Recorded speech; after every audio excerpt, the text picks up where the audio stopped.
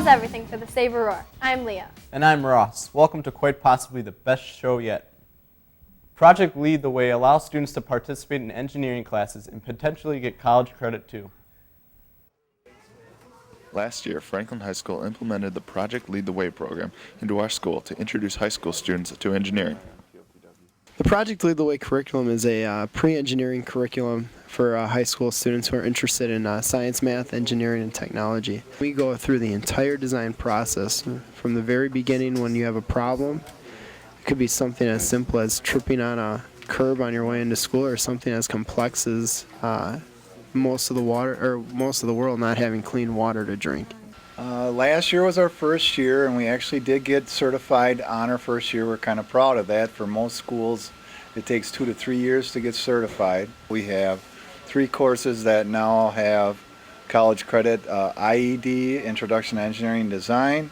We have Principles of Engineering, which is the science credit as well. And then we have Digital Electronics, which is typically for a junior, senior type student. It's very difficult material because they can't put their hands on it exactly. With Project Lead the Way, Franklin can send quality engineers into college. I'm Kurt, reporting for the Saber Roar. These classes are a great learning experience for students interested in engineering. Battle of the Bands, an annual event here at Franklin High School, is a competition that brings out the rocker in everyone. Battle of the Bands this year was quite successful. Not only was the audience able to see many great performances, but they also had a chance to win Summerfest tickets. Snacks, beverages, and t-shirts were being sold in the back. After the performances, the judges decided the winners. Dark Vortex came in third, Curb Farmers in second, and finally, Boss Rude came in first. Well, it feels great. I mean, we had a great time playing tonight with the Curb Farmers, Dark Vortex, and other great bands from Franklin. And Boss Rude is very privileged to take away the win with first place. Very proud of our accomplishments here today. We've been a band for a long time, first Franklin Battle of Bands, and we got first place. Very excited. The band winners weren't the only ones who found this year's Battle of the Bands to be very exciting. I thought Battle of the Bands was great this year. Last year, our turnout was about 4 bands. We doubled that this year. A lot more talent, a lot more bands, a lot more fun. It was great. Hopefully, there will be another fantastic musical turnout next year. The event was a huge success, and all the money went to help the SAD program here at FHS. Franklin Education Foundation is a group that raises funds to help the Franklin school system. One way they do this is through the 5K Run Walk. It was a beautiful day on May 15th as citizens of Franklin came out to the Oak Leaf Trail for the 8th annual 5K Run Walk to support our Education Foundation. The Franklin Education Foundation provides funds for Franklin Public Schools and has raised over $900,000 for our school since 1996. I did the run this morning. I was around 25 minutes and something, so I guess I'm okay, happy with that. I could be a little better, but that's decent. And then I always do the walk every year as well.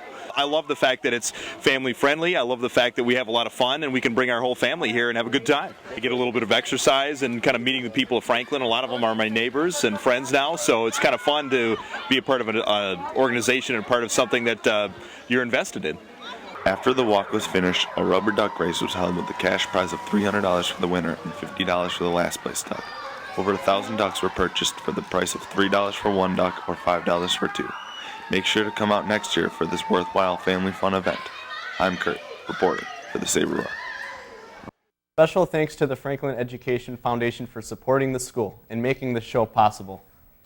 Get ready to have your minds blown by the power of stop-motion animation, presented by our producer, Brian, and myself. A few movies come out using stop motion. Stop motion is taking pictures of inanimate objects, moving them slightly with each picture, giving them the appearance of motion. Today, we're going to explain to you how we do stop motion in the TV Tech program. First, you come up with your idea and write it out on the storyboard.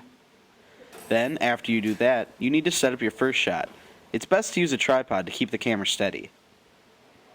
Continue to take pictures and moving the objects until you have a complete video. The most important thing to remember is small movements. In order to create the illusion of smooth movement, the background must remain consistent shot to shot. Lock off the iris to avoid any change in light. Also, set the focus to manual to avoid any unwanted change in focus. Last, you import the pictures into a computer, sync it up with music, and you're done. Best news story yet? I think so. During the block schedule, students will have 40 minutes every morning as a resource period. Here's Casey with more details. Students have been told that starting next year with the new block schedule, there would be a resource in the morning where students with grades of a C- or better didn't have to report to school until the first block started. The administration, however, has made some changes to that so the school would meet the state regulation of 1,137 school hours. On Mondays, Tuesdays, and Wednesdays, all students will have to report for resource at 7:20 a.m. regardless of what their grades are. So again, we still have time as an incentive for students. Students with good grades on Thursday mornings and Friday mornings will not necessarily have to report for attendance until the start of first block, which will be at 8:03. The resource period is also going to be cut 2 minutes shorter for announcements. This is Casey reporting for the Saber Roar. Although the administration now requires attendance during this period, Monday through Wednesday, Thursday and Friday are still open to the students.